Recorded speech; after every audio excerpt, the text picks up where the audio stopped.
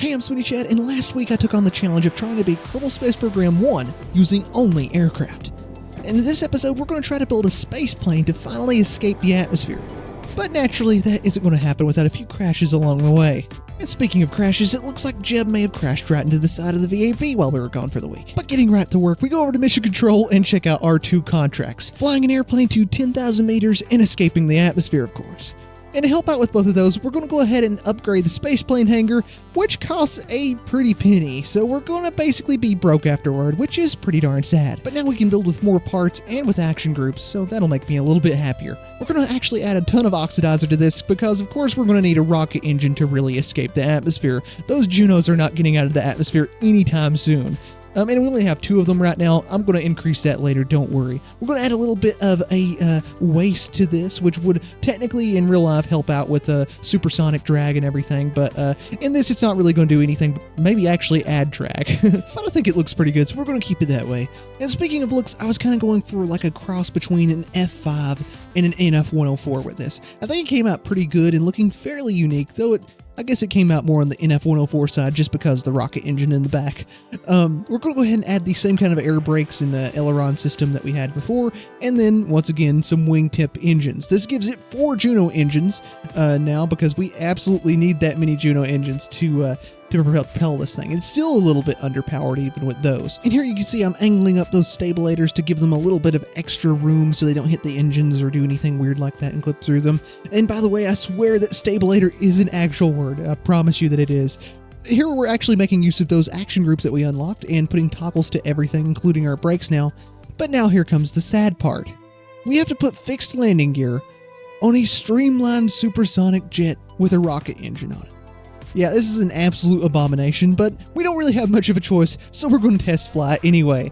This is actually the exact same day that we left off on in the last episode, so it's kind of late in the day, and so it's going to kind of be a sunset nighttime launch, so we get to see our nice navigation lights in action. And it turns out that this thing actually took a lot longer to get up to takeoff speed than I thought it would. The takeoff speed is around like 90 meters per second, 100 meters per second, something like that. It's really heavy with small wings and a rocket engine, which made this contract kind of a problem because you weren't allowed to have anything but air-breathing engines for it. So we can't get the flying to 10,000 meters contract, but we sure can try to get the escaping the atmosphere contract. So we light up our rocket engine and start our run-up to see how far we can get into the upper atmosphere or maybe out of the atmosphere with the delta V that we have. We have about 1,000 meters per second of delta V and well over 1 thrust to weight ratio with the rocket engine activated. It's a full-size swivel engine, so it's pretty darn powerful, as you can see. And although we got up to a really fast speed, we just didn't make it out of the atmosphere and got up only to around 50,000 meters or so before we finally reached our peak and fell back down to Kerbin. And I think that's just because I took things really horizontal and didn't do enough of a really vertical zoom climb with it to get up out of the atmosphere. But now we're really far from the KSC, as you can see, and it's going to be a long flight back there because I would like to get some of the science that we gathered in the upper atmosphere back to the KSC rather than just reverting this whole flight. But one challenge awaits us, actually landing this really pretty heavy plane compared to our last one on those non-retractable, fixed, really crappy landing gear. Jeb doesn't seem too scared about this, but I am. I'm still getting used to flying with my flight stick and stuff in KSP1, so I was a little bit squeamish, but all in all, I think I pretty much nailed the landing with this as good as I could have in the situation. And we came to a fairly quick stop because I cranked up the landing gear brakes to like 200% this time. We're going to go back in here and edit the plane again, though, and add a cargo bay, one of the little tiny cargo service bay things, and then add a bunch of science stuff into that, because I completely forgot to add science stuff to the plane, and hopefully that cargo bay will keep them shielded from the air and keep us nice and fast and streamlined as you can be with the Cessna landing gear. And you may be noticing that this takeoff is a little bit sketchy, and that's because I tried to take off before the 90 meters per second minimum speed of this thing. It really does not control well under that at all and just jumps around and is really uncontrollable below that speed. Here's our zoom climb though. We don't have much initial speed and those Junos are not very powerful, so we immediately end up losing speed below 100 meters per second before we light our swivel engine. But luckily that swivel engine is able to pull us up right out of that and start picking us up to a really, really, really high speed. So fast, in fact, in no time we were already past Mach 2 going straight up. That's pretty impressive. And we actually started to get some plasma blackout here in a second, which completely cut our communication, which is one of the settings that I enabled for this whole playthrough. As you can see there, we ran out of fuel and our swivel engine cut out, but we have a apoapsis of 82,000 meters, which is a good 12 kilometers above the Kerman line, I guess you could call it. So we well reached into space and got our contract just fine for escaping the atmosphere. But now we have to deal with the re-entry, which was no problem, and by the time we were down to around 12,000 meters of altitude, we were able to regain control of the plane and eventually restart our Juno engines and begin our return to the KSC. And we're pretty far out from it at this point, so it's going to take a little while to get there. I was actually pretty impressed at how well this thing flew at around 10,000 meters. That's about the maximum altitude for it, because the Junos don't really have much power above that. But it did have a pretty high attack angle at that altitude to keep it afloat, if you would. We're using the IVA here to zoom in at the runway. It's actually pretty useful to zoom in at the runway and stuff and see if you're lined up. Also took the opportunity to mash a few buttons in the cockpit and see what they did. So we're going to line up here with the runway even more and try to bring this down for a pretty soft landing. Now the runway, the current version level 1 runway that we have is pretty narrow, so I did come off a little bit to the right as we were landing, which is okay. It's fairly flat over there on the grass, so it's okay. We came in for I think it was 2.6 G landing, which I'm not sure if that was the softest yet, but I think I did a pretty good job with it. But it's at this point that I realized I forgot to do science while we were in space.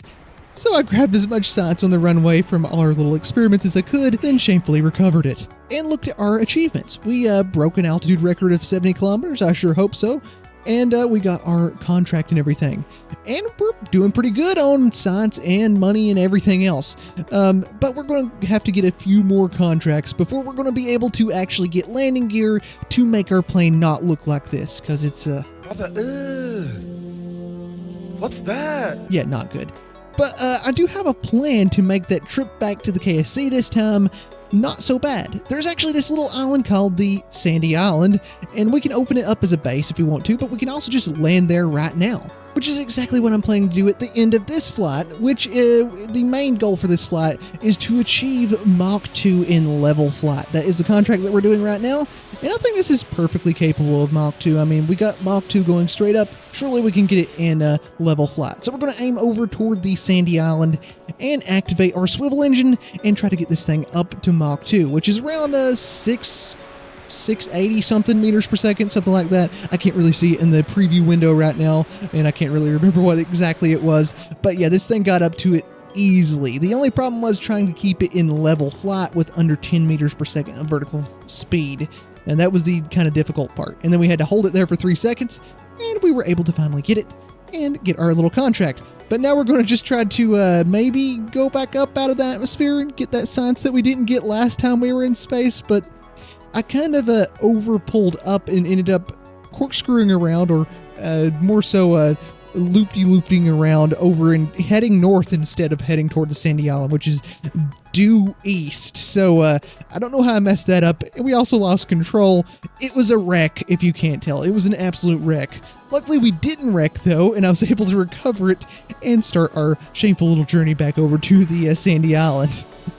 But it was a pretty fun flight over, and we were just able to cruise over there. This thing has plenty of fuel, yeah, when I say we cruised over there, it took a while. Remember, we ended up heading almost the opposite direction, so yeah, we had to basically fly there the entire way with no help from the swivel engine in the end.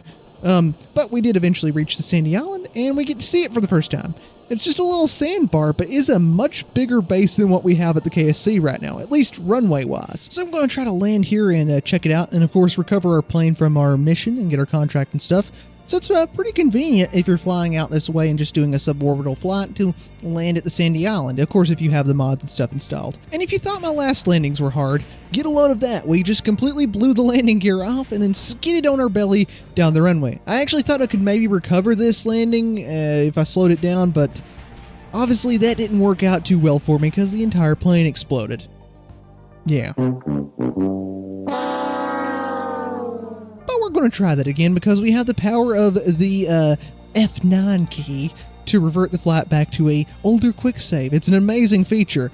So we're going to go ahead and try to land this thing as nicely as we can. We're at like 40 meters per second, so this thing is horribly flying.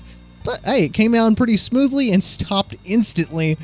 But I do see a little billboard over there that I really want to go check out. So we're going to taxi over to the billboard, which was pretty fun. I love taxiing down these, well, little taxiways. Well, the billboard wasn't as interesting as I thought it would be. We went in IVA just to zoom in on it and see what it says, and it's just TKA, just to do with one of the mods that we have installed. But we're going to leave our exploration at that, and just go ahead and recover our plane and get our congratulatory statement that we've completed our contract, which is really nice. You actually automatically claim them, so we're not really claiming it like we did in KSP2. But we do get a contract now for achieving Mach 3. But we also get this contract for testing a decoupler, which follows the exact same kind of flight plan as a trip to space. So instead of doing Mach 3 right now, we're going to actually just do that trip to space where, you know, I miss doing the science and everything, and take this decoupler, this really large decoupler, along with us. I was a little bit worried about carrying a gigantic decoupler like this along with us because of all the drag involved, but don't worry, our pilots can handle it. We have the best in the industry, as you can tell by this stellar example of a flight. So we're going to take off properly this time and do a flawless, hopefully, trip to space. Luckily, I'm slowly getting the hang of flying the SO2 Cat here, which, by the way, I didn't mention that's the name of this plane. It's named after the black cat, which is a bird that flies really, really high. I should have probably just named it Black Cat, but I just named it Cat because we're going with the one-word names for all of these.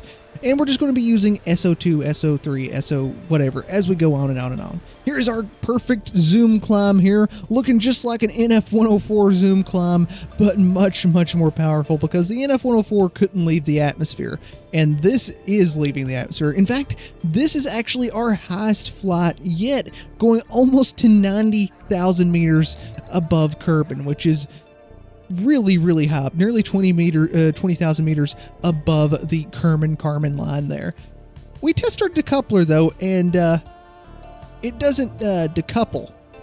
So we kind of have to drag that along with us now, all the way back to wherever we're going to land at, which is going to be Sandy Island, of course. We're going to grab our science this time while we're in space and not forget to do that. Also grab some science while we're in the upper atmosphere too, because it's a separate biome, of course.